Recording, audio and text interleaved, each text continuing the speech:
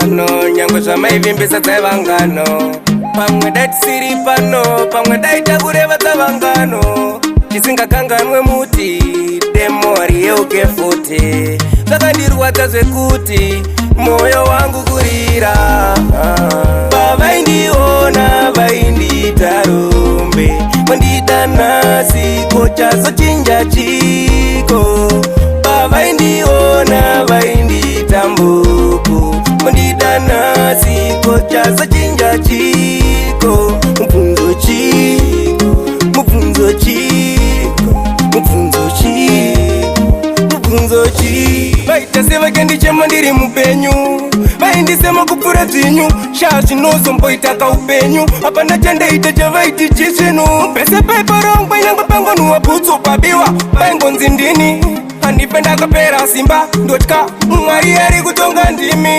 Adzokororo ine simba, ndimi makaita ndirambe njiimba. Ndakaramba kuboroka ponyoka mbada handife ndakaboroka. Papa napa nhasi muri kudai. Pavaindiona vaindita rumbe, vandida nhasi kochazochinja chiko.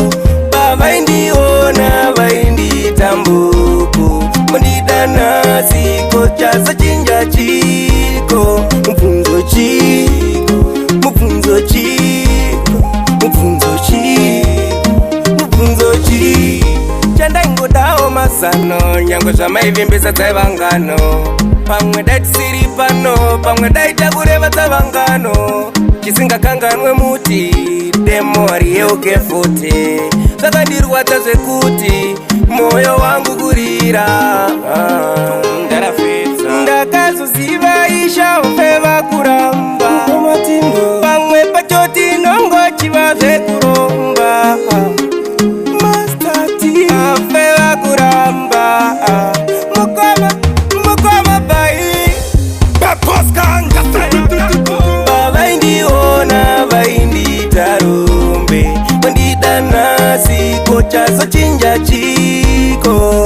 Pavaindiona vaindita mbuku, vandida nhasi kochazochinja chiko. Mubvunzo chiko, mubvunzo chiko, mubvunzo chiko, mubvunzo chiko. Vaita sevakendichema ndiri mupenyu, vaindisema kupfura dzinyu. Shaa zvinozomboita kaupenyu, hapana chandaita chavaiti chisvinu. Pese paiparongwa nyangwe pangonuwa bhutsu pabiwa, paingonzi ndini.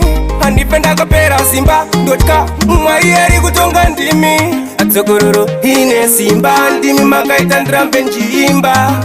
Ndakaramba kuboroka ponyoka mbada handife ndakaboroka. Papa napa nhasi muri kudai. Pavaindiona vaindita rumbe, vandida nhasi kochazochinja chiko. Pavaindiona vaindita mbuku, vandida nhasi kochazochinja chiko. Mubvunzo chiko, mubvunzo chiko, mubvunzo chiko, mubvunzo chiko. Chandaingodawo mazano nyange zvamaivimbisa dzevangano. Pamwe datisiri pano, pamwe daita kureva dzavangano. Chisingakanganwe muti demori yeuke futi. Zvakandirwadza zvekuti moyo wangu kurira.